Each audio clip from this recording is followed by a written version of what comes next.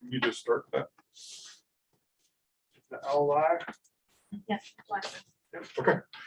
Good evening. I'd like to call to order the Mundelein Elementary School District 75 Board Meeting for Tuesday, August 24th, 2021 at 7:02 p.m. Will the secretary please call the roll? Ollie, Here. Rose, Here. St. Clair, here, Kinsey. Here. Gallegos. Here. And Gerhart. Here, Billetier. Here. Okay, first item on the agenda is citizen comments. We have no one here in the audience. Is there anyone out on the internet that would like to address the board this evening? If you'd like to do so, please click the raise hand icon on the bottom of the Zoom screen.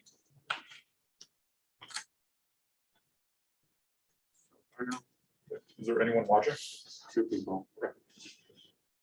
Okay, last call. If you'd like to address the board, click the raise hand icon. Okay, with no one wishing to make comment, we'll now go to the District 75 report, and we will first hear the report from Buildings and Grounds.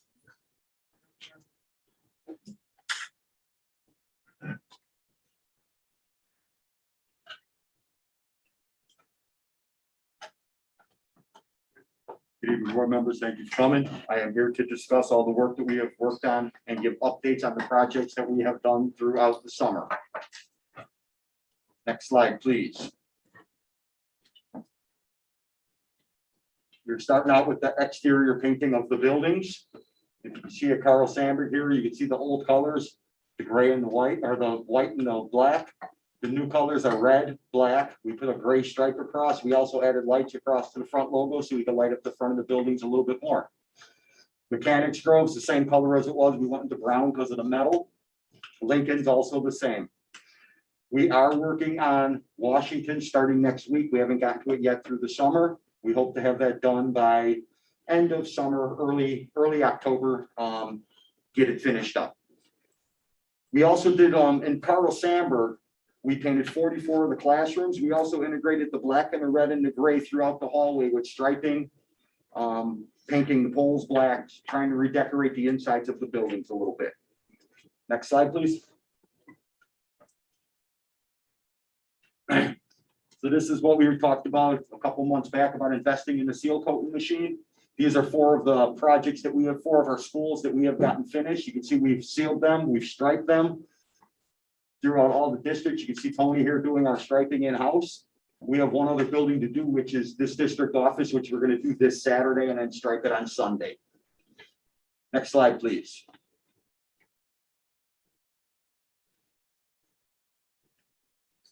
There's a few of the other projects we've worked on. This is the district office sidewalk. This is before it was, right after it was tore out. This is the new sidewalk.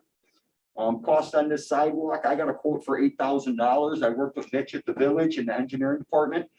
They got a quote for $6,000, so we decided to split the difference. So we got a complete sidewalk from 45 all the way to our property for $3,000. Anna, can you back up for 2 slides for 1 second? I want to discuss prices. I forgot to give you the savings that we did on the buildings. I apologize. I got quotes for doing the outsides of the buildings. It was going to be about $40,000. Keeping it in-house, doing it with the custodians and our team, we did it for about $21,000. So that saved us about $19,000. Beautifying the outsides of the buildings, making them more presentable to the public than what we've had in the past. On the seal coating side, we paid about $5,000 per parking lot this year, plus the machine. So we broke even with the machine on what my quotes were for getting it done. But we're broke even, so we own it now, and now we can do the high school. We'll start making profit and money on that. On it to district 2 forward, please. One more. Oh no, this one, please. This is Mechanics Grove. One more back, please. Sorry. Computer's a little lagging today. Say it again. The computer's lagging a little bit today. Okay. This is Mechanics Grove where we replaced the sidewalk, and then we replaced this curb all the way out to the north end of the parking lot. The curb was deteriorating, falling apart, and as we were plowing, we were knocking rocks all over the place, trying to be safer for the kids. We also replaced the back pathway that goes to Longmeadow Estates that the kids use coming from the library and Longmeadow Estates to get to the back of Mechanics Grove. We added a gravel bridge back here. with water culverts underneath and a new water culvert here to keep all of this area from flooding. That's been flooding for the last few years. Next slide, please.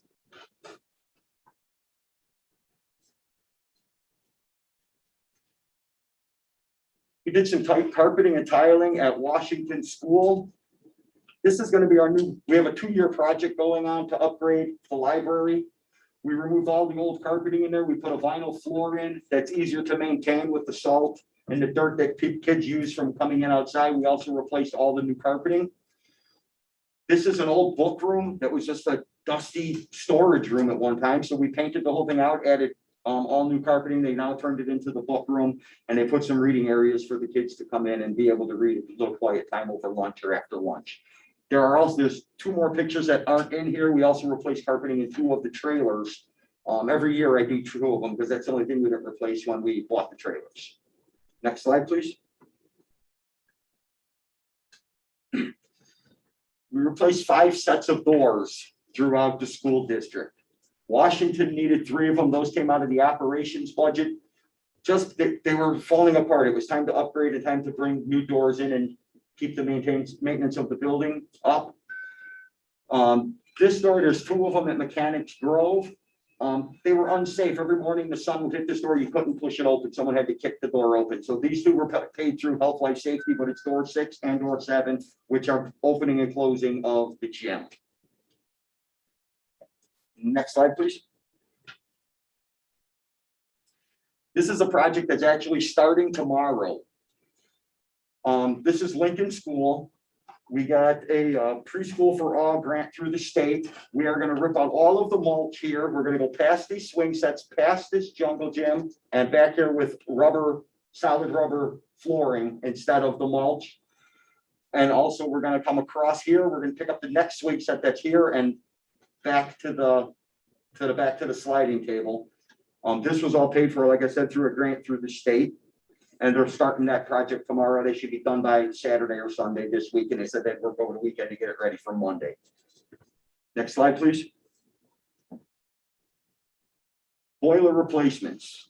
We talked a couple months ago that we were going to replace 3 boilers at Carl Sandburg and at Lincoln. That project is actually starting on Friday. They were going to drain our system on Friday. We stopped it today because they were going to turn our air off for a week. I worked with the contractor today to keep the glycol in the system. They're just going to remove the boilers. After the new boilers get in, they will flush the whole system. That's going to, so we don't have to go out for outside air conditioning or brought in air conditioning, try to keep the buildings cool. We thought it was going to be cooler when we planned it, but we changed it last minute, which was this afternoon. Next slide, please. Solar project. I got off the phone with them today. They sent me out in their letterhead that they are going to start with Mechanics Grove on the 7th. They are going to remove all of the pylons out of the ground and put that property back to original. Carl Sandburg, they're going to start mid-September. They're going to work nights and weekends to finish up that project. Since they're 75% through it, they think they could do it in about 2 weeks. And they will come in nights and weekends. They'll come in after 3 o'clock, work until dark, and then they'll be on the weekends to work. Next slide, please. Before we go to the questions, we got a grant from Medline for $20,000 to build a multimedia room. Brian Longley spent most of that money on the technical stuff that he needed for the room.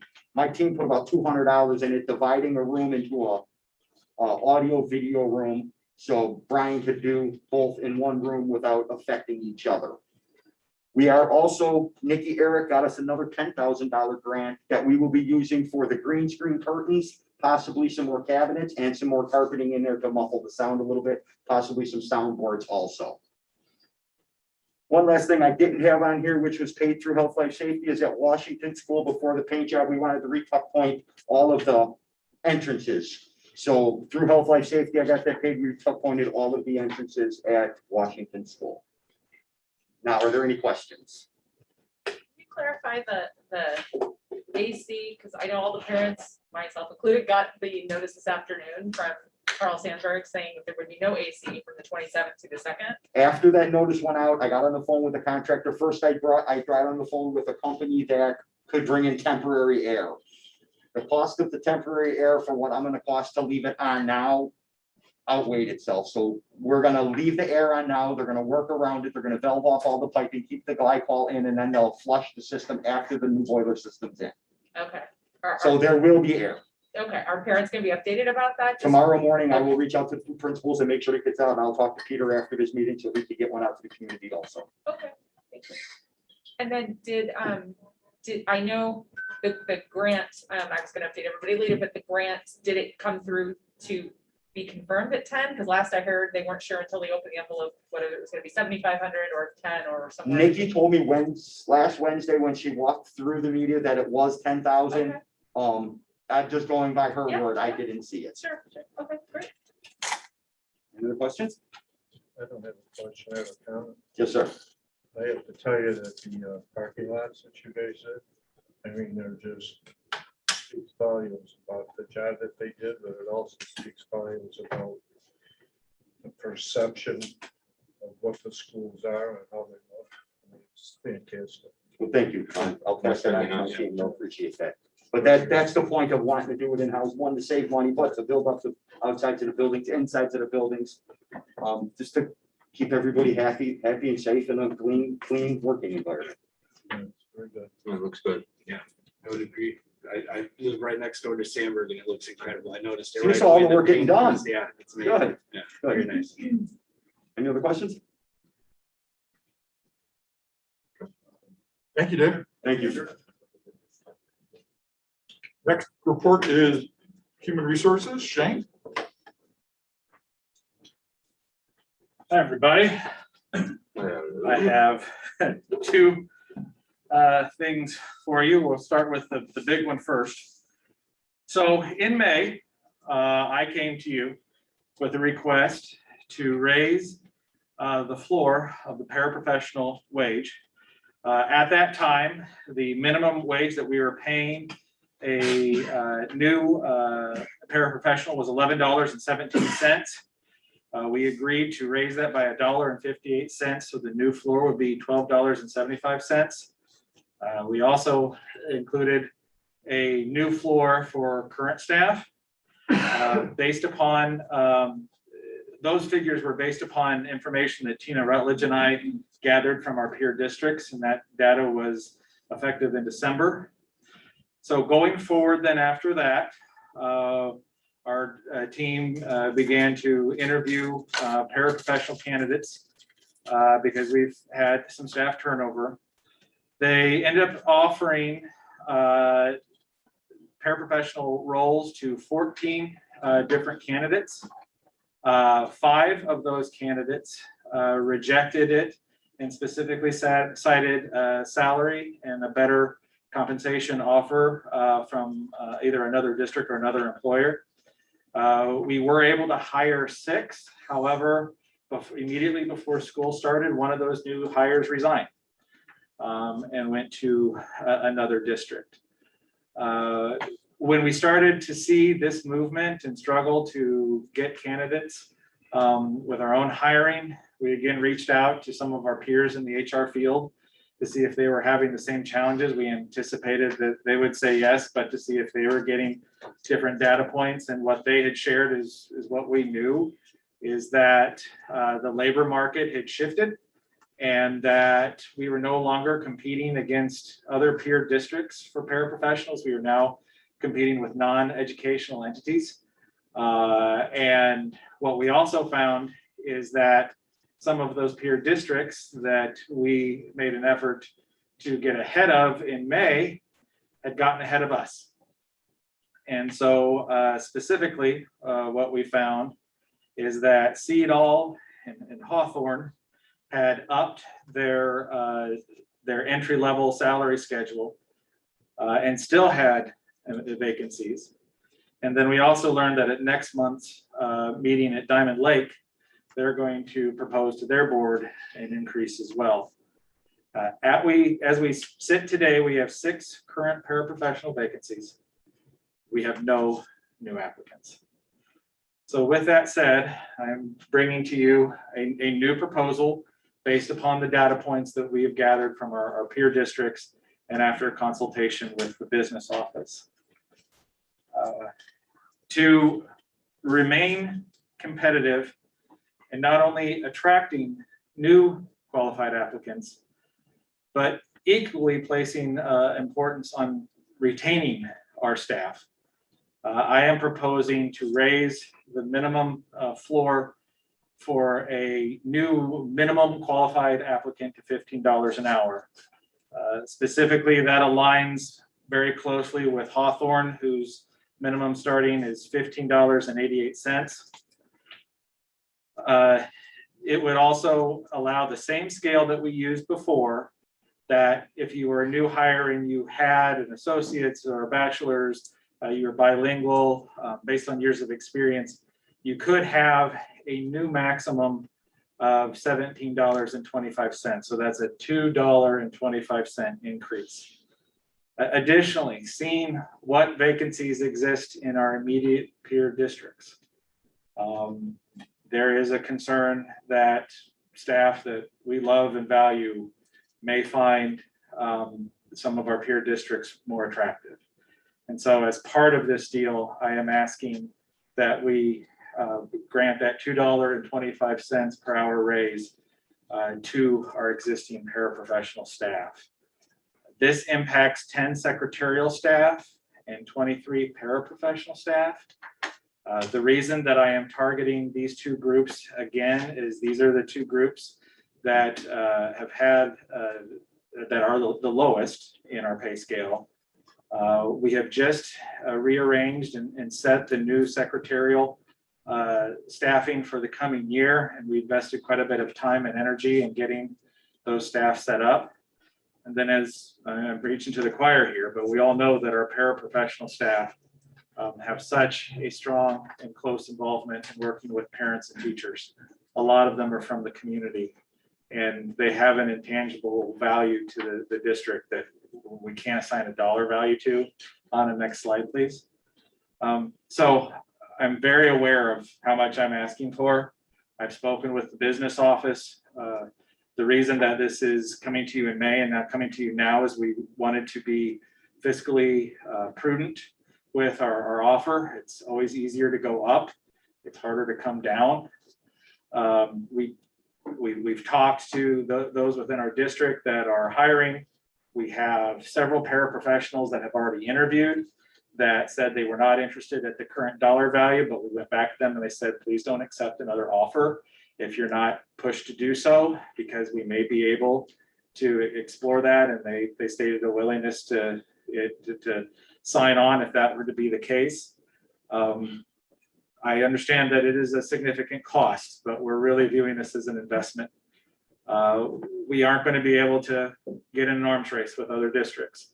And I'm not looking at it through that lens. We try to see what other districts are doing to help guide us, but we are responding to a staffing need in our own district.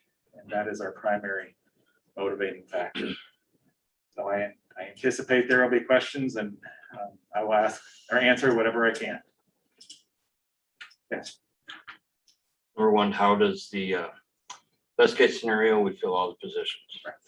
And we give the increase to the current. How does that fit into the budget? So that is why I brought T. It is an all-in $90,000 cost with this request. The previous request was $23,500. So in the last 4 months, the total request would be $113,500. T, you're the magic woman with the numbers. I'll let you address that. So when we were looking at this, we wanted to obviously come up with the cost for the entire group. So this 90,000 is inclusive of the new hires if we were to fill all the positions as well as the current hires. In terms of how is this sustainable? Each year as part of our staffing plan, I will go to the principals and all of the administration and say, this is our deficit or this is our surplus. 2 years ago, we had a surplus. Last year, we had a deficit we had to overcome. And then what we do at that point is prioritize, either prioritize reductions or prioritize how we'd like to spend the money. And then we all agree on that before we move forward with staffing.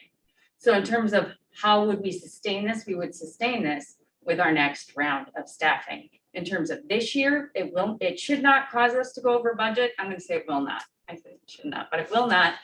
If anything, just because we have those extra ESSER dollars. So that's gonna generally go for something we already have and that we can cover with ESSER dollars, which would free up the money to be used elsewhere, Okay, if that makes sense. it does. Second question, we got three, I guess. With this, do you foresee more applicants coming in by advertising that the position would be at this level? It's a dual hope, is that we not only can attract more applicants by being a competitive wage, not only with other elementary districts, but the open market, Granger, Amazon, those types of businesses. But that it is also an incentive for our current staff to stay, which would then prevent us from having to have more new openings. Yeah, having the private sector as part of this challenge is not helpful, you know. And I guess the third question is, and I guess maybe Kevin, you can answer this. The burden on the staff if we don't fill these other 6 positions. What kind of burden is that going to be on them? Well, the impacts to some of the requirements we have with our students that have IEPs. So the students that do need extra support, that's where that would go directly. So then that would take away from some of the other areas that we've seen a need, where we need another set of hands in the classroom, where might be students that may not necessarily have an IEP, but they still have other supports that we want to have in place for them. So one way or another, it's impacting how the classroom works. Well, I'll piggyback on one of Val's questions about applicants and recruiting. In the past, like we've had discussions, I don't know if it was last May or when we were raising the substitute rate, about what are you guys doing to get the word out there? And so, I mean, I just searched today for District 75 paraprofessionals. It only appears on our website, and it appears on something called the Delta T group as a job. So, you know, we had talked in the past about stepping up our efforts. So other than just posting on our website, what are you doing to attract applicants? Right, so one thing that we are doing is it's also posted on the ROE website, so any position at 75 or 120, when it goes on Frontline, it gets posted on those. We have considered switching, since we're competing for candidates that are looking for educational and non-educational employment, posting on sites like LinkedIn. But one area that we have actually had the most benefit, and I don't know if anybody on here is on Mundelein Moms. We're not posting our jobs on Mundelein Moms, but we are using networking and trying to use, be it Jamie DiCarlo, Sarah, myself, others, to identify people that might be, it's a blend of targeted recruiting. It's targeting you because I know you and I know you're a good employee and we like you and we think that you would be a good fit personality, but we also know that you're working at a district in which we might be able to be a little bit more attractive in career advancement, tuition reimbursement, things like that. So many jobs now have flooded the internet that we are continuing to post in some of our traditional places, but we're trying to pinpoint, we know you would be possibly good through a phone call or an email. You know, are you interested in maybe exploring a new opportunity, and that opportunity be with us? And just also, you know, acknowledging the labor shortage for a lot of entry-level jobs, not just education.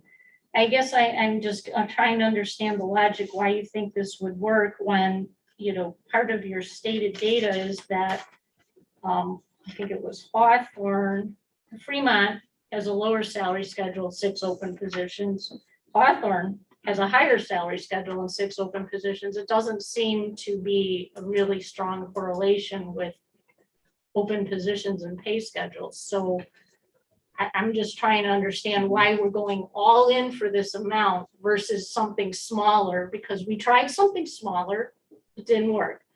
You know, why not step it up gradually and see what the response is versus an all in, because this isn't guaranteeing we're going to keep anybody. And that's my concern. We're paying a lot out for what return we don't know. Well, we're seeing that the status quo isn't working. And so Right. that is the primary motivating piece. Additionally, we have reallocated our resources with our paras to just about as creatively as we can.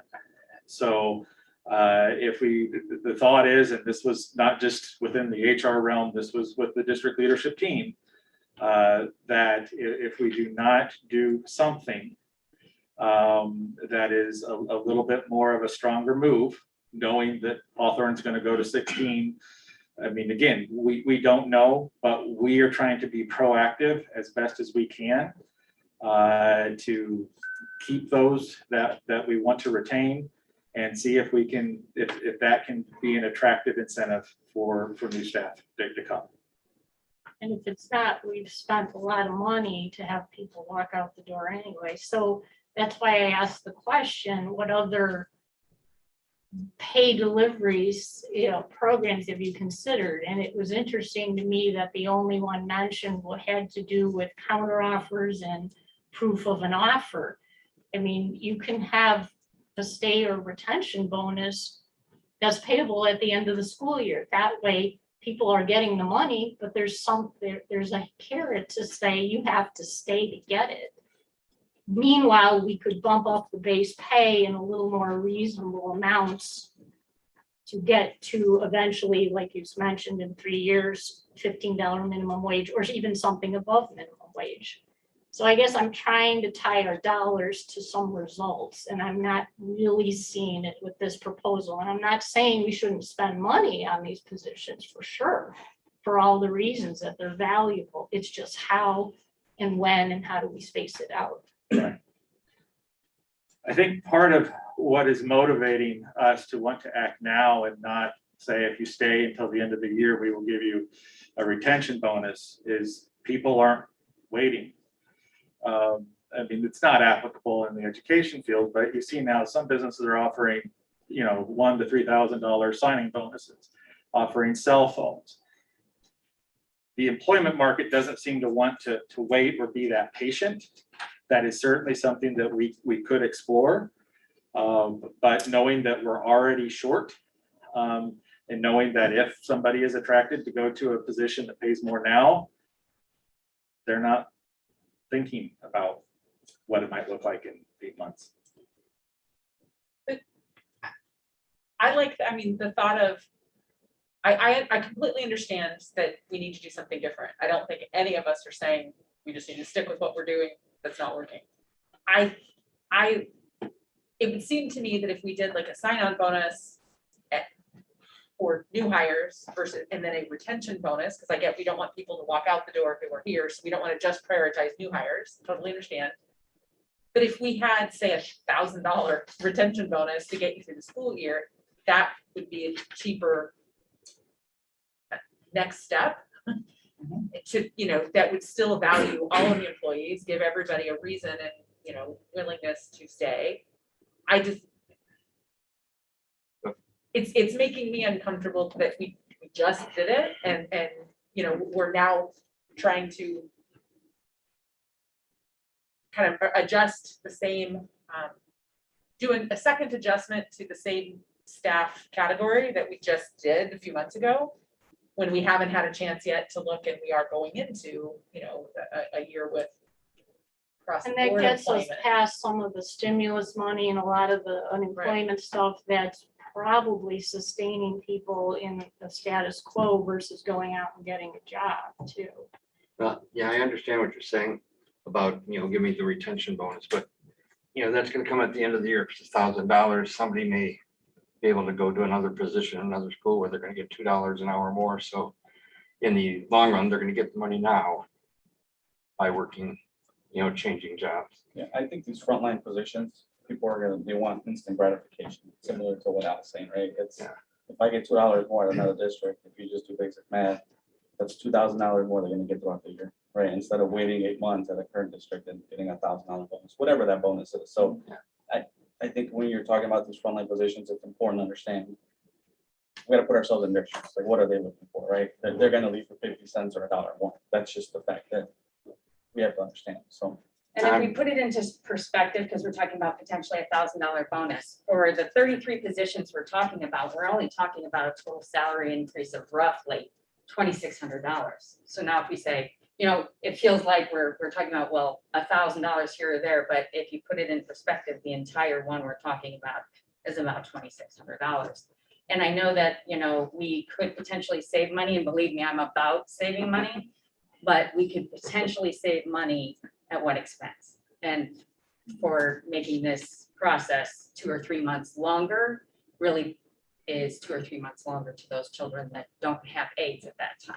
I guess that's one of my fears, because there's really no guarantee that we're even going to get people on board. And you put that with the possibility of the ones we have, that 2 or 3 or 4 or 5 decide that pastures green or somewhere else, you know, and we kind of get left out in the cold there. So then we're really in a hole. But I understand the money part too, you know, it's a slippery slope, I guess, as it goes along. Can I make an observation? Yeah, please, go ahead, Rick. So, you know, a lot of times when we talk about these things, we draw on what our own past experiences have been. So I want to give you a perspective for what I was doing for the last 25 years, both in municipal government and county government. We were facing these same dilemmas every year with the competition going from this municipality to this municipality. Because it all came down to what was the salary and what are the benefits that attach to that. And it does become a competition. It becomes competitive, and it becomes competitive for the most qualified people. And I don't mean that in a derogatory sense, but when I say qualified people, if you're paying somebody this dollar amount, do they have the education, do they have the experience, do they have the abilities, versus if you're paying a higher dollar amount, who is it that you're going to start attracting? So the other problem with this is we're not looking at the negative side of this, where we're potentially going to be losing money. Where we are losing money, because who's doing the paralegals work now? We're going to be pulling staff away from other jobs that they're supposed to be doing to doing what the paralegals are doing. We're going to be looking at now going through an ongoing recruiting process where we continually are trying to recruit people and get them in. And we're going to be looking at getting these people in and then training them, and then retraining and retraining and retraining, because we don't have a solid staff in place. The bottom line, from my perspective, is if we don't look at this the right way and keep kicking the can down the street, because that's what we're doing, this is all impacting the students.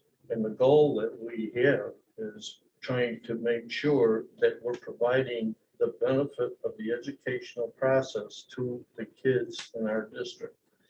And if we're not attending to them with the paralegals because some other staff member has to fill in for them, or they're too busy doing recruiting, or they're in a training process, we're taking dollars and we're taking time away from the kids.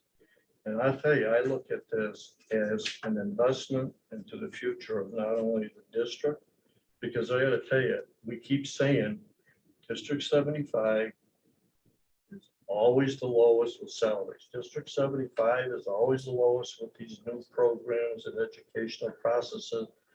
We can't keep saying we're the lowest. We need to start making some decisions about how we're gonna move this up.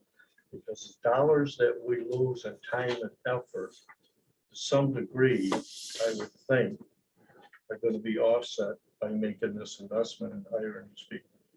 I think this is something that we've got to do.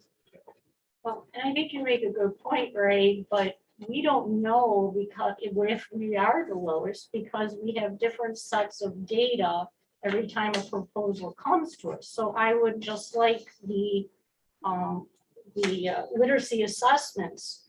They've responded with a data set that they're going to go forward with. Each time we get one of these proposals, we have different districts and different mixes and different data. So I would like to propose that for HR hiring, whether it's a high level position or a low level position, we have a set of data that's consistent from time to time, because you can't choose this district one time CEDAW another and come in with, we're low, we're the lowest, because really the data shows that we're not. We just are trying to be more competitive. For this particular role, we're not. I'm not saying all I of get it. what you're saying with that. And we have the data from the last time when we looked at this, and that was pretty significant, I thought. No, it actually was not. So our proposal last time brought us pretty much in line with the data With the that was shared. increase, I'm talking about where we were before the increase. We Before were way what? down here at the end, actually off the chart, I think is the word that was used. Not for the May proposal. Pardon? Prior to this meeting, I was, I think, what you're saying. Yeah, the chart that was used to partially justify the increase in May. But the other point of this is, we have to read what the signals are that are coming to us, and we want to know about Absolutely. what, Absolutely. how do we know that we're the lowest? We look at the people we're bringing in here and trying to hire. I mean, that's a pretty strong signal to us that we're missing. the Right. What mark. my point was, there's other districts with higher rates that are just as desperate for these jobs as well. So obviously, I don't think pay is the only component. It's important. And that's why I'm advocating for a slower progression than this one here.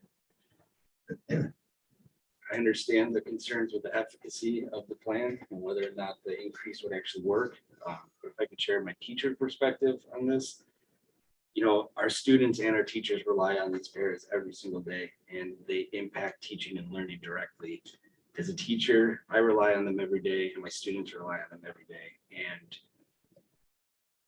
as we wait to try a different plan or come up with a different plan, our teaching and our learning is being directly impacted. And if we're having to reallocate paras to different positions, then some other teacher and some other student is going to be struggling. So I certainly do understand the concerns, but I just know that in the meantime, our teaching and learning is being impacted by those vacancies. I also believe that the climate of the job is impacted by those vacancies and the constant turnover. And the more that we can do to fill those positions and kind of rebuild that climate and support our teachers and our students, I think we need to do that. Well, I unfortunately also think that COVID plays into this. People don't want to have that one-on-one contact or one, two, or three, and that's keeping them going to the private sector, I think, more than going to the elementary or the educational sector. So it's not going to be easy. I don't. Yeah, I mean, Lisa, you're absolutely right with everything that, like, all the points you're bringing up, but I think ultimately, and that was part of the answers that were given to us is, I think you guys polled why people weren't coming in, it's because of the COVID and having that interaction, totally understandable. But at the end of the day, we have to, we're in a position where we got to weigh the pros and the cons, right? And to Eric's point, if we wait or ask for another proposal, that's more time that's going to be, I like the approach of there's a plan here. It shows what our cost is. There's no guarantee right there. There's absolutely zero guarantee that we're going to fill these positions or that we're going to, have our, staff, stay in place. But it shows that we care, and it shows that, we're willing to raise point, invest in our staff, and ultimately it's going to impact our kids in the public. Freddie, can you shed any light on the job situation right now Oh, yeah. in your district? Yeah, absolutely. I mean, these are the meetings I've been having for the last 6 months, right? And nothing, and we've done this probably 3 or 4 times in our organization, right? Where we have to go back and look at our competitors and say, okay, well, they raised their rates. So now, you don't want to get in an arms race, you really don't, especially in our neighboring towns, right? I mean, it's going to be an uphill battle. So being proactive and just taking a stance and saying, okay, this is what we're going to do. This is where, we're going to draw this line in the sand. This is where we're going to be.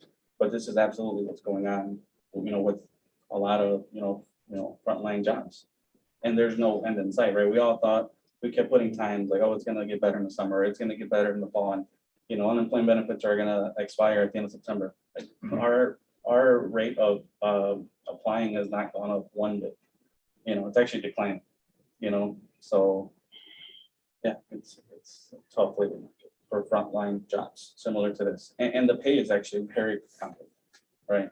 So T, can you tell us, so after a person's hired, when's the next opportunity for their pay to go up? Is it adjusted yearly? So the people we gave adjustments to in May, did they also get something at the end of the year then, or how does that work? No, so what we did for individuals is we did a separate calculation for every single person because I believe we raised it by, I want to say it was $2 last time. So what we did was the calculation of the 3.5% that the board approved or $2, whichever was higher, that's Right. what Oh, the that's right, individual okay. received. So So, they. but they had yes, an we generally do adjustment And then one like an annual review amount too. Correct, so this would not be revisited again until June of 2022. But they'd be eligible for an increase. So you have the pay structure, which affects higher rates. And then you have a review process, which then impacts them going forward normally, aside from any special adjustments we're being asked to approve. So what ends up happening is we come to the board and we say we would like this pot of money. And then the supervisors are allowed to divvy that money up to their individual people. So it's not that they're guaranteed a certain increase. I don't know if that makes sense, but that's basically how we do it. So Shane, could you ballpark for us the 33 positions that we're currently employing? What's the average length of time they've been employed by the district? So that came up yesterday when we were discussing it.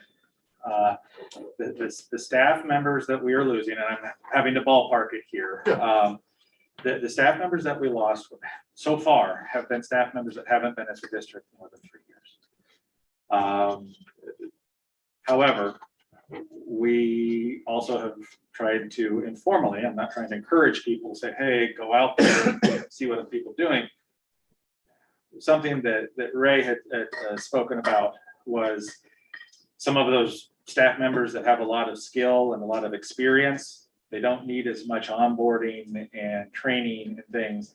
And so when they get brought on after school has started, their transition to a new district is accelerated, and that makes people with those qualifications or that experience a little bit more attractive. And that is why I'm trying to professionally communicate my nervousness that we may have some foundational staff at our different buildings that may be attractive. I mean, if I'm going to other schools or and trying to poach employees from this school, I have to assume that my peers or others are doing the same.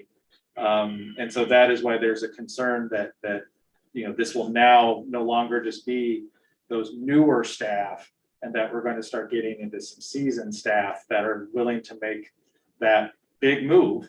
And maybe it's that one time in their career they switch from this district to that district, but the environment is more attractive for them to entertain that now. Well, I'm just comparing rates that you gave us back December 17th, 2020, and honestly, the key ones you mentioned, Cedar, Hawthorne, and Diamond Lake, I mean, they haven't moved very much. So again, if we're just playing catch up with a few key districts, okay, as long as you guys are aware that's what you're doing. But all the rest here weren't mentioned, so I'm assuming none of them are changing. You didn't call them out for that reason, I don't know. Okay. I want to unpack that question a little bit. Are you asking if I know what I'm presenting and what I'm doing, or are you asking if have been able to survey every other district? Yeah, Because I guess so, yeah. okay, because some other districts have buttoned up, Okay, fair enough. and I'm one of them. I'm getting requests from my peers and here, can you take this survey and can you do this? No, I mean, No. if we're competing against you, Honestly, I was surprised that you guys were so free with it. I mean, schools were so free with, not you personally, Well- but schools were free with information because that's usually a big. yeah, I was That's not surprised. done, I'm just saying that's Yeah, the usually one down not the done. street, we were surprised to have gotten that kind of a response. I think sometimes they're free with it because they're feeling out what direction you may be going in. And so they can get ahead of that. Maybe, I love a raise. a nice consistent resource is worthwhile. I mean, you can buy a pretty reliable survey that would cover these jobs for under $1,000. You don't even have to buy it every year. That way there's you get a bigger basket of data. It's confidential, so you can't identify schools, but then you can drill down into Lake County, even this town, and get some pretty reliable data and see who's on, what the range is, because that's my point. There's usually a range, so there's usually not one perfect amount for anybody, any person or any school. So like I said, I'm totally supportive of what you guys are trying to do. I just think we can even make the process better going forward by having a little more standard data that was used. And then again, the judgment comes in. None of these decisions are made on data alone. It also has to be judgment in what you are reading the environment in our schools and our district and our buildings are. So I'm with you guys that, I know this is a struggle. Just trying to have a clear sense of the direction and why and what we're trying to accomplish. So one of my questions that wasn't answered on the, or if it was, that I didn't read it that way, was I was a little confused because in different places I saw different things. So is this a 225 raise across the board? Or is it just increasing the maximum based on all those different structures? So this is the high tide raises all ships. So it would be the 225. For each individual, no matter what their base rate is currently. Correct.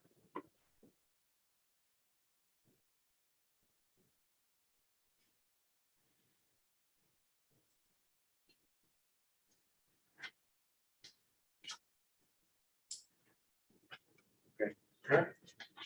I can move on. to Wait, my- I'm sorry. Oh, I'm sorry. So 225 for current staff? Yes. So those, the different tiers, 50 cents, the 25 cents per user experience, that doesn't matter? No, that only applies to when we're evaluating a Okay. new staff member coming on. Okay, got it. Thank you. I can promise you the next one's going to be so much easier. So the next one doesn't have a slide or anything. This is a job description. This is the project challenge teacher. Again, as we have the opportunity to explore job duties and how they can best serve the students of the district, we occasionally will make tweaks, some significant, some rather light, to make sure that the job description for the individual we choose to hire is the most accurate as possible. So what I've shared with you is the job description for the project challenge teacher. The strike throughs are things that would be eliminated. The language that's in red would be the additions. This is just adjusting the job description for a person we have already hired, correct? Yes. It is a current employee? Okay. Okay. Then yes. Okay, because that was my confusion understanding was this what we're adjusting in order to post it, or is this person? Because I was confused. Okay.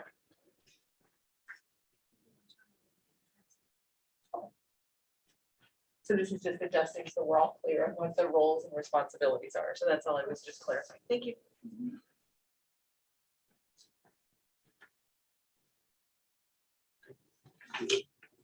Okay, thank you, Shane.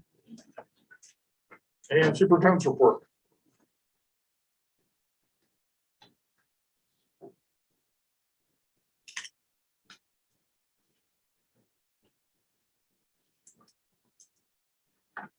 Good evening, everyone. There's two items under my section. The first one is related to school board policy 2125, and that is when anytime board members go anywhere, they need to approve the funds that they're utilizing to go on that trip of professional development. So before you tonight is a recommendation for the board to be able to approve the expenses for those of you that said you want to attend the III conference in November. That total cost would be $4,752 to be able to attend. And we do have, with two board members attending also pre-conference. which is included in that amount for a total of 432. One of the things as a plug would be knowing that we are going into negotiations year. When you're attending, look for those panel sessions that go over what are some of the highlights for negotiations that are going on, looking at trends. So you usually see a lot of that. But for tonight, we're looking for you to be able to approve the expenses for you to be able to attend that conference. And as of right now, it is still on. That was my only question is, if for some reason that changes, obviously these are refundable, I would imagine. But It I- either be refundable or Or I could see them credited saying it towards- hold over to the next year potentially, yes. One of the two. And this is for 6 people to go, which is an increase over our, in the past, which Oh, I yes. think is a positive increase. Yes, So I think that's good. So that's, good point.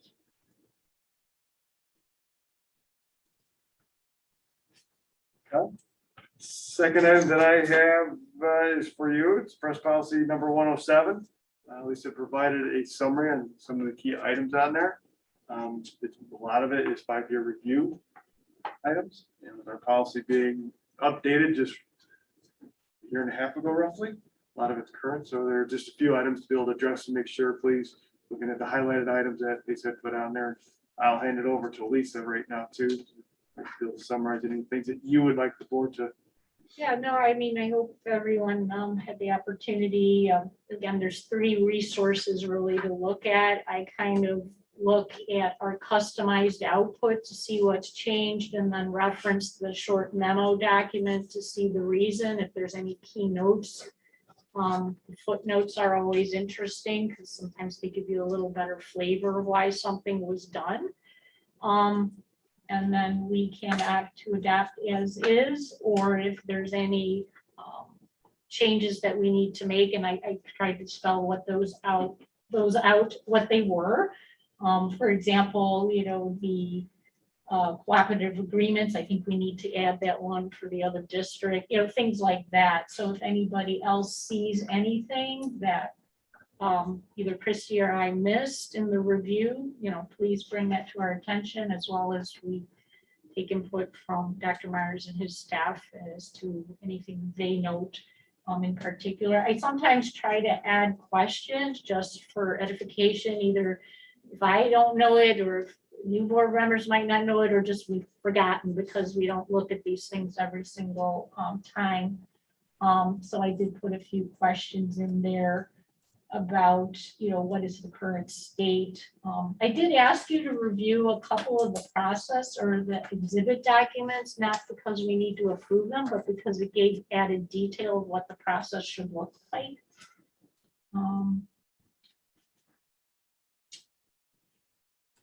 I'll just point out that Lisa's being very kind to include me in this. She spearheaded all of this, and I agree with the work that she did, but just as the senior person on this committee, I'm just getting my feet wet, so. You know, and so Mostly some of Lisa. it, again, if you guys have questions, I had questions just because I wasn't quite familiar with some of the special ed stuff. So just ask questions about, you know, like, I think it's 6-100 English learners. You know, it mentions some specific parental communication. So I was just curious, you know, what does that look like? What does that mean? And how does that happen? That's the only reason I put that question in. Again, I invite everyone else to submit their questions too. If they want to know more about a process or a policy or the history, then, you know, let us know, and and Kevin can address those either next time or tonight. It's good to be able to go through the history. So to answer, if you don't have any other questions, some of the things that Lisa had put down there is specifically the English language learners. We actually have a parent committee that's worked through with Jamie, and it will be with Ryan, that they work together, and that we do provide those communications that go out every year, so that they're aware. I know Jamie, one of them had mentioned one of the goals that we have is also to be able to expand that parent committee. So we do have more involvement in it. The committee itself does have to have parents on it. That's part of when you approve that Title I budget. We've got to prove and show documentation for you when that's approved that, yes, we did do that. And that's identifying that with the dates that the meetings were held and having the agenda minutes from that. So we have those Ryan will be taking that over more for this year. The compact for Title I, the compact is that previous title grant that you just approved last month. So the compact we have in there, that's where that's all detailed, that grant. Which is the question you have regards to policy 6170. And then the fun one, the policy 6260, the complaint about curriculum. So we had that one come up before, but essentially it's a form that any parent has access to. And if they don't like the content or have questions about the content with which is being taught in a class, or it could be about grading, anything of that matter, they're able to fill that out, and that's the way they're able to bring that forward. That's certainly something in those cases, we would have Dr. Kachori go over that with them first. And then if there was something else besides that where we weren't able to explain our end, so there was maybe a common understanding if there was a difference, then it could come to the board where it actually be a formal complaint. We'd be bringing that to your attention. Is that a document that is on a website somewhere, or they would have to request that from the authors or a form? I just. So don't know what if it- happens, Chrissy, typically if we have parents come forward and they have concerns or issues and we're not able to resolve at the building level, and they ask, what's the next step? That's where we'd say, okay, we have board policy 120, 170. You can fill this out if you'd like to go forward. We help direct the parents that way.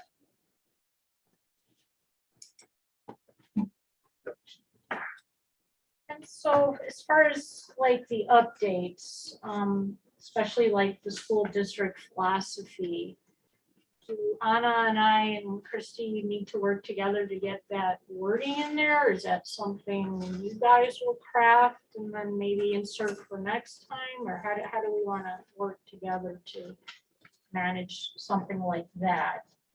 So I had it listed down for something for us to include, like you did, put the Aspire verbiage in there for the vision.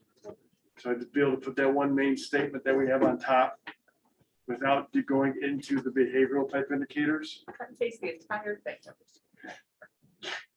So that was our thought process of putting that in there. But yeah, wanted to see what you felt as a board. Yeah, because right now,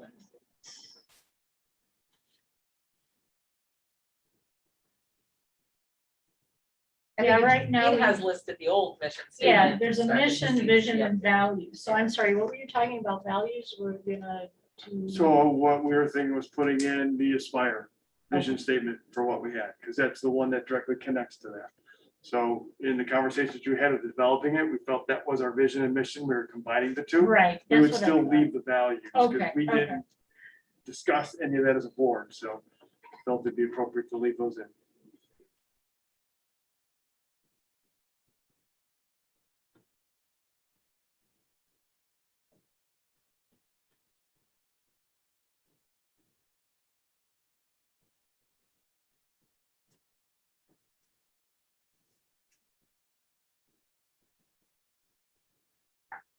Any other questions there for the first reading? Okay. Just kind of give you a preview as we keep going through the academic topics. So of course, this month, the focus was to go through buildings and grounds. We are doing a switch for next month's topic. Next month's topic is going to be an update about our linguistics program. Mr. Ryan Zach will be presenting that. And then October, T will be coming to the board. So team going over our capacity and enrollment numbers that we talked about last spring to make sure to see where our student enrollment was with our building capacities, to make sure we were able to have enough room in our classrooms for our students and space for our staff. And then November is going to be the literacy update. So it gives you a 3-month preview. Okay. Next report then. Mr. Holly goes to the committee member updates, I believe. And then just so everybody knows, I thought it'd be a good idea. It's been a while since we've done committee updates. So in your manila folders, we did put in the committee listings that you as a board had agreed to back when you did the reorganization. That's your memory. Who's on it? Yeah, we had to do the same. I remember.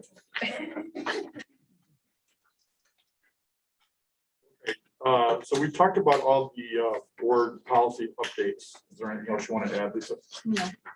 Chrissy's not pulling her weight or anything? I'm just joking. Sorry. I'm fired, not my pay. Okay, Actually, I thought I was training Freddie too, so he's like, wait a minute, I don't have to see this. I'm like, I'm sorry. We were And then, really aggressive with. Dr. Myers and I just put everything on here, although we know there might not be some updates from anything, because we haven't had a finance advisory meeting, correct? It was just our introductory one, but Right. okay, our next one's gonna be. Okay, and then the next topic is the representative updates. Is there anything from the STEAM Foundation besides, can you tell us more about the $10,000? Because I haven't heard anything about that. Yes, so I can tell you, we did have a meeting, they didn't do any meetings over the summer, so the meeting we had, I think it was a week ago, I think it was last Thursday, it was the night of the band booster meeting, that's all I know. So, Nikki has been working really hard, because when she explained to us before and she gave her presentation, they initially had written a proposal targeting, I think, 30,000, or, initially it was 20, and then they expanded it to 30. So the first grant was for 20. So she was still trying to look and see if she could fill the needs. And of course, Mr. Longley has, I think, many more needs, that if we're able to get more money, he can put it in and make it, an even more awesome project and room there for the students. So she worked with it. She was able to get, this one was from Granger. So Granger is the one, and I think there'll be more formal announcement stuff later, but Great. it's the Granger Foundation, which is, I guess, separate apart from Granger, but Granger Foundation has, did come up with this. And as of the meeting that we had last week, she was hoping it was gonna be 10, but wasn't sure. So it was gonna be somewhere between 7,500 and 10, and had that worked out. And she was very complimentary in discussing all of this and the update that had done by Mr. Zaremba, because that initially with the first 20,000, they had allotted about 5,000 towards a lot of the work that's going to be done for Dave to do, and then about 15,000 to Mr. Longley, but that Dave deferred to him and said, order what you need to make it the best, do whatever, and that, so she was trying to pursue more grant money to make sure that that can be recouped by Dave and his department. So she was very complimentary there. So I just want to pass that along to everybody here. And very pleased with the process. They're hoping to do more. And I know there was a little bit of a press release thing that happened at the time of the initial handover of the grant. But now that the work's been done, as it gets up and running, they hope to get a little more FaceTime and something with it, and maybe do another press release around it. But very excited about that prospect. We've also talked about some of the fundraising efforts. They're going to try to do a not sure if we can do the pizza throwdown like they usually do this year. So they're shooting to try to do another bingo night virtually online, and we picked some dates for that. So that more information will be forthcoming, and that's in process and being planned. And that maybe they're also trying to do and getting all the documents together and going to be putting it out, trying to do a fellowship program for young scientists, and aiming to do one to two at each of the schools, Washington, MG, and Sandburg, trying to get students to fill out an application. The idea of kind of being like a fellowship where you get a little bit of seed money to work on a project. You work with a mentor, a staff member, like a teacher mentor, as well as someone in the community in the area of science or whatever that you're looking into. So if you have an interest in physics, trying to attach you with somebody that may have some interest in physics, and doing some Zoom meetings to, maybe 3 over the course of 3 months to get a little bit of helping with that. And the idea is at the end to have them kind of do a project and then present it on a poster, and do it at they're trying to do it at the mayor's, it used to be Math Cup, but now it's the whatever it's called, but trying to piggyback with that. So we're trying to see if we can do that so that each of these kids can present that and do that. And if it becomes, a success, I think we're shooting for 3 at first, 1 at each school, and then maybe expanding that in the future. But trying to get kids, a little more interested, since we don't have a dedicated science fair, trying to do something like that,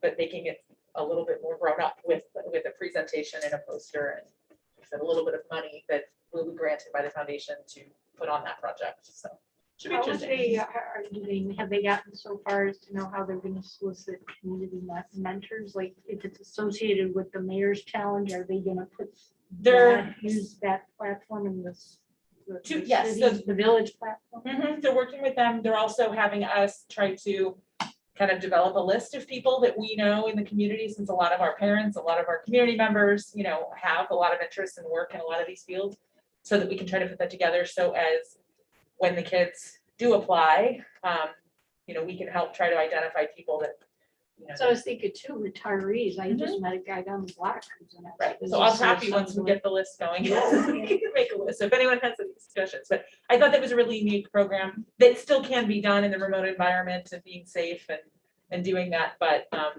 you know, hopefully being able to do that, so that's the update for now. Okay, thank you. CEDAW, anything here? Yeah, so the last governing board meeting was back in June where they presented a tentative budget and then it will be voted on again tomorrow evening. Their executive board is recommending the approval. Included in the budget is a 3% increase for tuition for fiscal year 22. That's pretty steady with the past few years. There's been a steady increase since 2019. The tuition increases are largely due to decreases in enrollment, but also the loss of IDA revenue that's going right to the district schools now. There's a chance that some of that will go back as district schools use that money for CEDAW services, but that's part of the increase there. Their enrollment is expected to decrease by 51 students. Included in the budget is a capital outlay expenses for renovations at South School, so that impacts us. That's one of the schools that's connected to us. They are replacing the gym floor, getting rid of the current tile and replacing that with the GER floor. I'm not sure what that means. I don't know if you know what that means. Laminated. Okay, Laminated. okay. So yeah, that budget is going to be voted on tomorrow and expected to pass. Okay, thank you. Community outreach village liaison, anything from that one, Ray? Up to this point, I've been trying, and met with the mayor and the village administrator, trying to find out what has happened in the past with this liaison position. And there's really not a lot of information. So we've been talking about what that should look like, as we've been talking through about what's going on in the village and how does it impact District 75, whether it be new construction projects, to ensure that T is aware of what's going on so that we're not missing anything, or federal aid that's coming with the second round, and then just other community events like this weekend, not this weekend, Labor Day weekend. There's this Dr. Meyer sent out the Mexican Independence Day. So this is like a 4-day event, kind of a mini Monterey Days event over by the village hall. So they have small carnival rides and bands and food. It starts Friday, Saturday, Sunday, and Monday. And then on Sunday, they're having this little mini parade that's going out of the shopping center and then around and through the circle in front of the village hall. And there's going to be some speakers there, and the folks from the Mexican Council are going to be there. And I know that there was an invite for the board to participate in the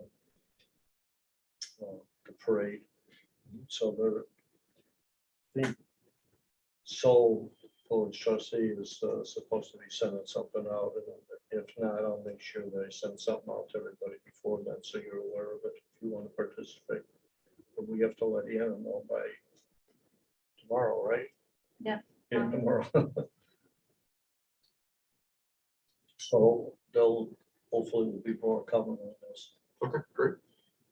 Thank you. And then the last one is the special board committee on equity. Most of the people were at the meeting. Is there anything you want to add? I was not. Al and I were not there, but Yeah, so we have set, I believe, and we need to confirm with Anna that we're gonna do it Monday. Freddie, I know we had talked a bit about you were gonna be out of town, and if we wanted to push the meeting later so you could dial in, or zoom in, and is there any, what's your thoughts on getting you there? It's been, I will be on and I just don't know what time yet. So maybe you guys can start, I mean, I will make sure I won't miss more than half an hour at the most. so do we want to start? Originally, we Yeah, were 'cause gonna I'm start it at 6:30, 6:30. but can we push I'm it good. to 7? Would that help? Yeah. that would- Okay, and then we'll need a Zoom for you, right? Okay. Alright. Teacher. Okay. And then we had 3 of us had, well, 4 of us had to do, one's less critical. I will ask Eric to have his folder ready because we don't have anything really put there yet, but I know we were all jointly working on the application, letters that would go out, so what do you guys think? Can you have something, a draft to me by the end of the week, and then I can pull it all together in one document and we can make that one of our tasks to review? Sure. I should develop an invitation language. That's what we're doing, right? Right, Well, I think you're doing the invitation language and I was doing the application. Oh. and I'm like doing a purpose, Got which it, yeah, yeah. actually goes part and parcel gonna with be on your there, yeah. invitation, so. yeah. I'll get that folder shared then and we can put those drafts Yeah, in there. yeah. so it's- And then we were also, everyone was supposed to think about, creative ideas to, kind of kick off the first seated committee. Icebreakers. I put like icebreakers, ideas. for Yeah, icebreakers, icebreakers, yeah. So, yeah, bring those Monday too, if you have anything. I was gonna send out some emails and I haven't done it. Been doing nothing else, working on all these other positions and policy things. I know you've been slacking. Thank you for your work. Okay, thank you, Lisa.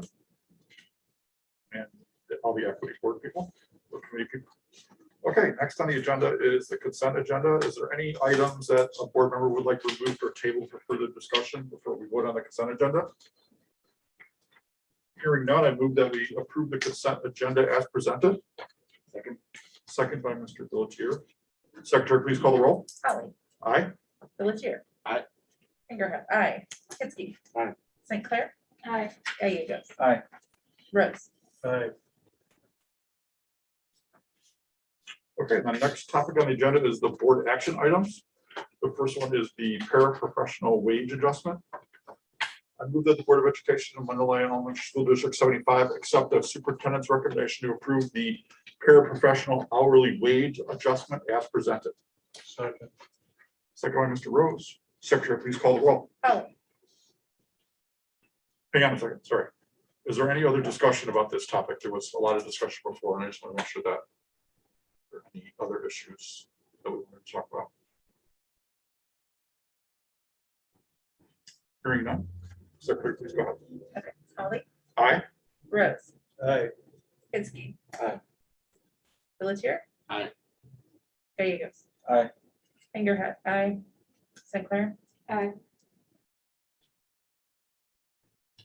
I move the Board of Education accept the superintendent's recommendation to approve the Project Challenge teacher job description as presented. Second. Secretary, please call the roll. Holly, Aye. Fingerhut, aye. Gallegos. Aye. Pelletier. Aye. Kitzke. Aye. St. Clair. Aye. Rose. Aye. I move the Board of Education accept the superintendent's recommendation to approve the estimated total cost for 6 board members to attend the 2021 joint annual conference for approximately $4,319. In addition, 2 board members will attend a pre-conference for the estimated cost of $432. The total approximate expense will be $4,752, excluding mileage expense. Second. Second by Mr. Hitzke. Secretary, please call the roll. Holly, Aye. Kitzke. Aye. Fingerhut, aye. Gallegos. Aye. St. Clair. Aye. Pelletier. Aye. Rose. Aye. Okay, we have executive session on the agenda. But as of the other day, the only thing we had was the minutes. That's still correct. Okay, so Do we want to talk about?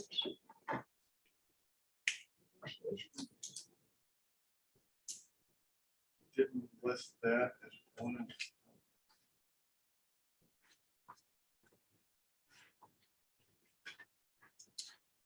Yeah, we just just had minutes listed, so we'll put that down for next month then. Okay. So, before we decide to go into executive session, I just wanted to ask, all we have to do is review the minutes. And I just remind you that the minutes were the parent grievance about a staff member and someone's a director of building grounds bonus. Those were the only two items I did. So does anyone feel like we have questions about those minutes that we need to go to executive session or not? Hearing no questions, I'm going to say we're going to pass on executive session for tonight. Okay. President's prerogative. Sorry, If yes. you don't mind, I just want to make sure, so you gotta make sure too, we gotta be mindful of the 90 days that we're supposed to approve minutes. It's fine if we go beyond that. I just want to make sure we all agree to that.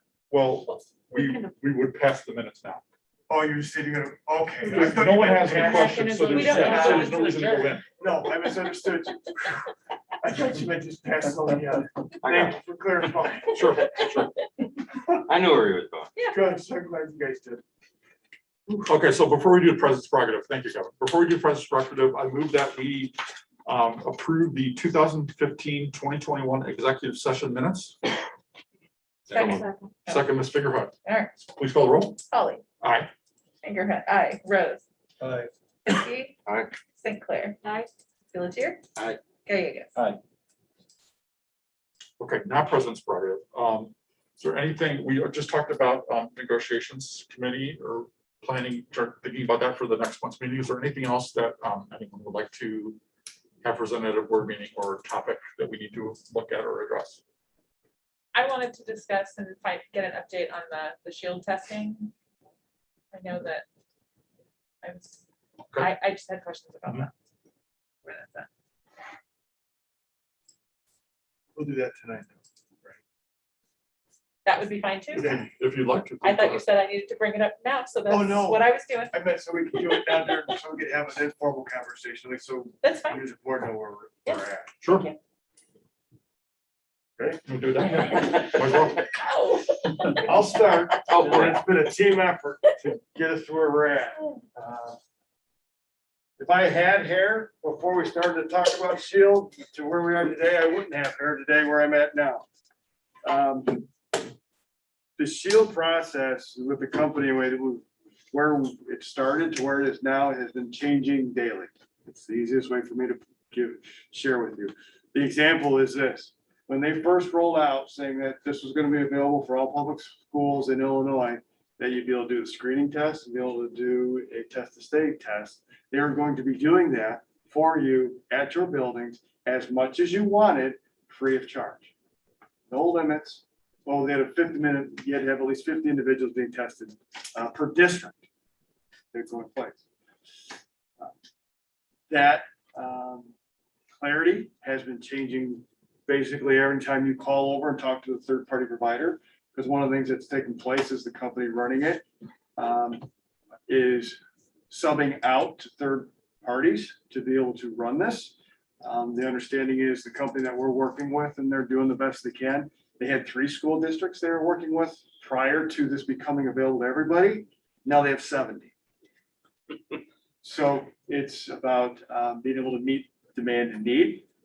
And the other example I'll share, so one of the things, and TU fill in blanks for me, we've been struggling with the test to state part. We feel that that's one of the most critical things for our students and staff to be able to stay in the building and how to get that implemented. And we've been really relying on them to be able to come in and do that.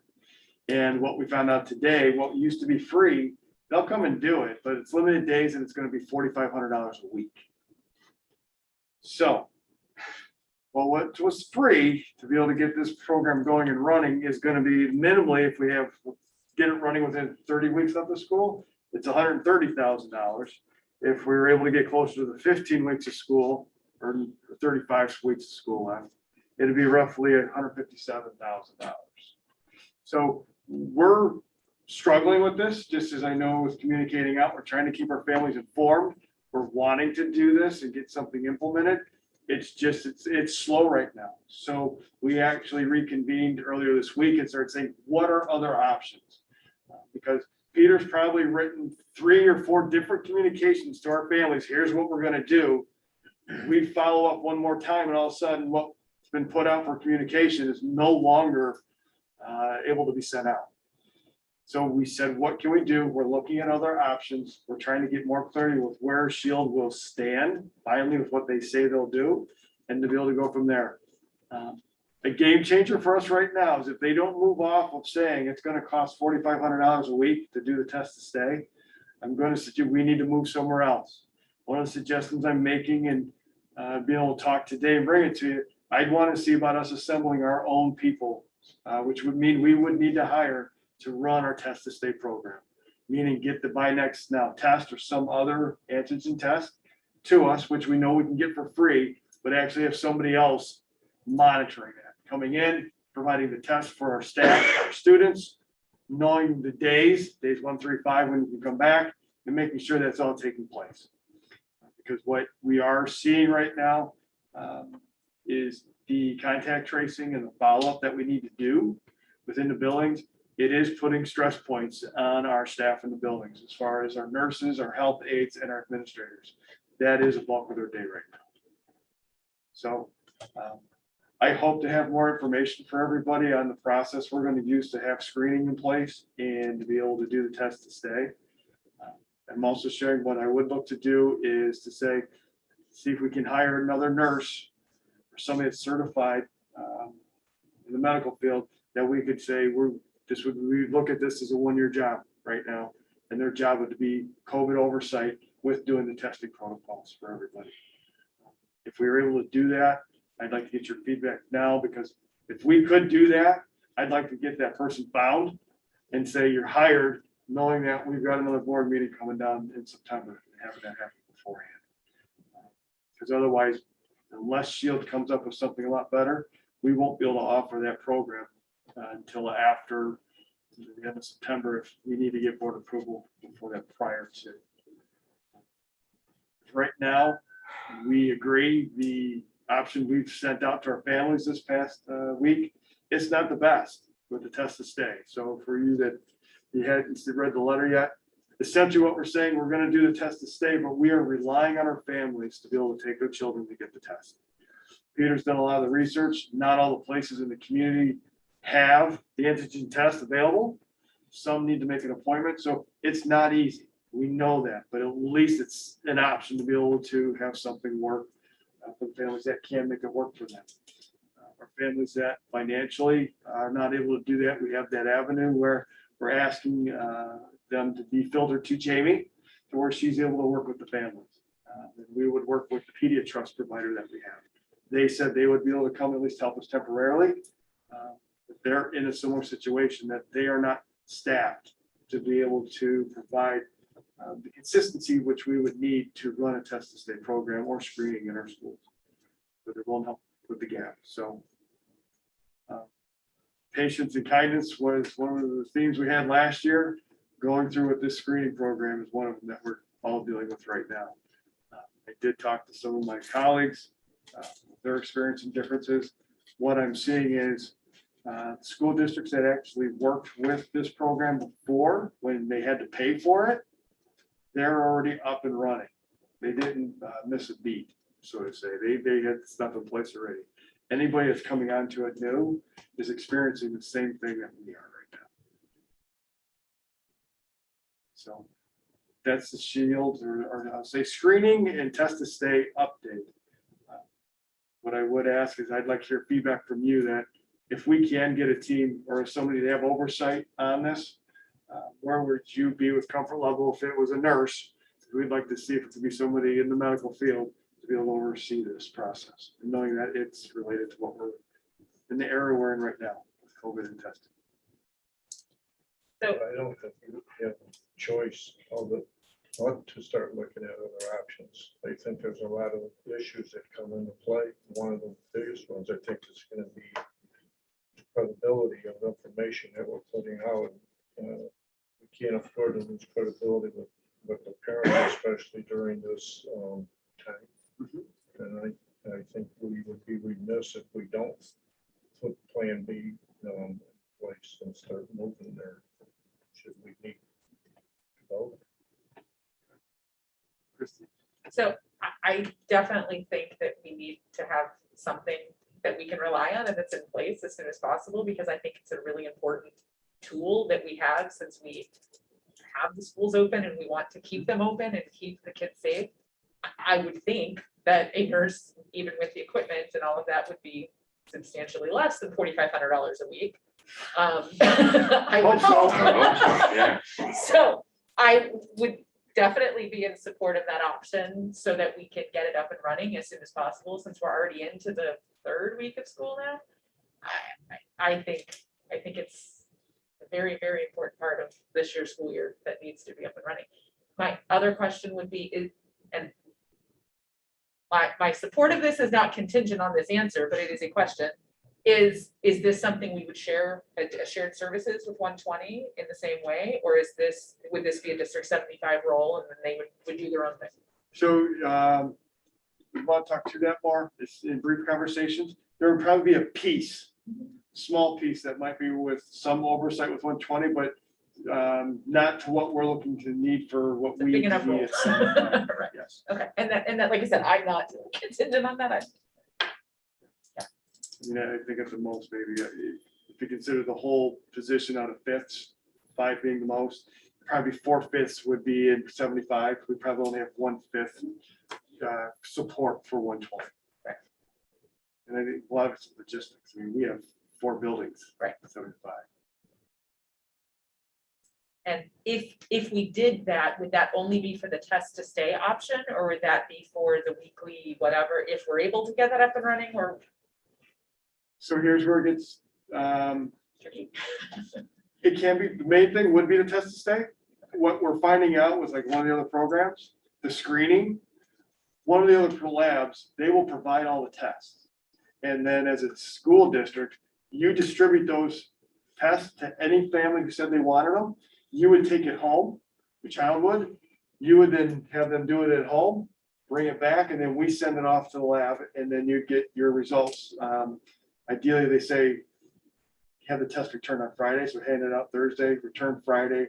You get your results on Sunday, so you know what to do for Monday. So there's an option where there's a lab that actually, it's a lot hands-off, more hands-off for us district-wide. Where the other program was, you had a person there, you're calling people down to the office, where it was all done in the building. But since it's a screening, figuring that could be an option, because it is family choice.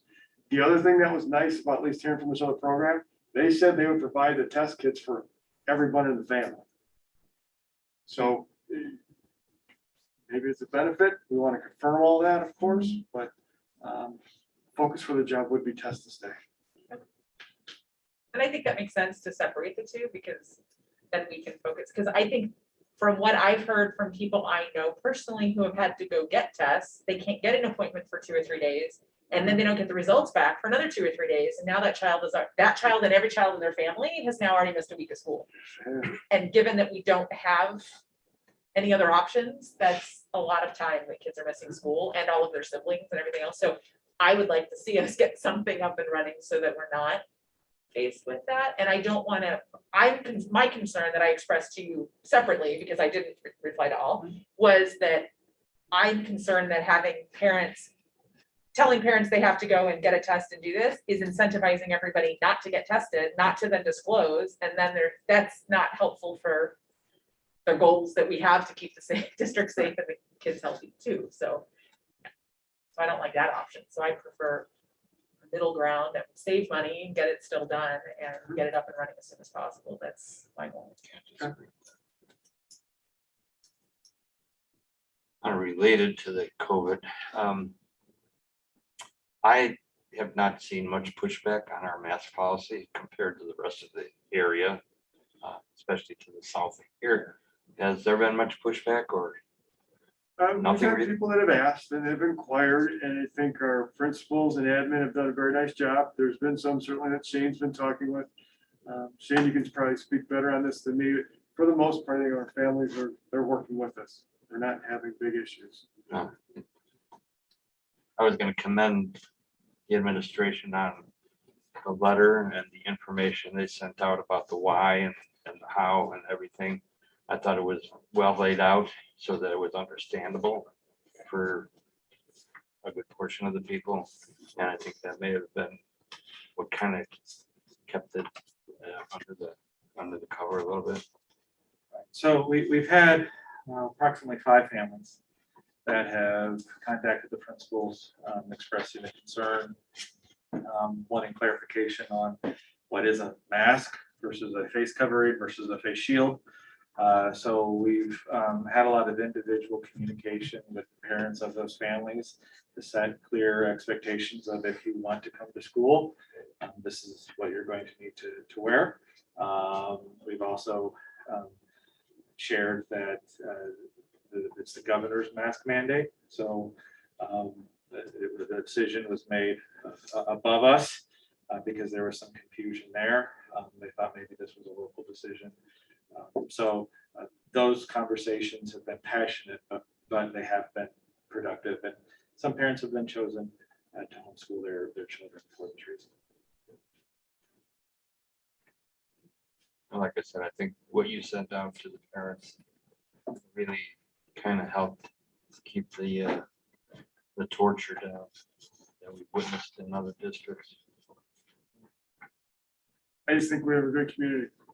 Yep. I mean, that's one of the things that no matter what, we always seem to be pretty close aligned and it's more reasonable. Supportive.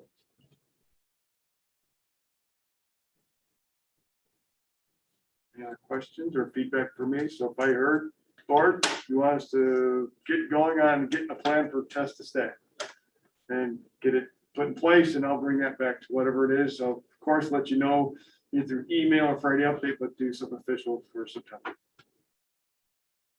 Okay. Thank you. Okay, anything else for the good of the cause?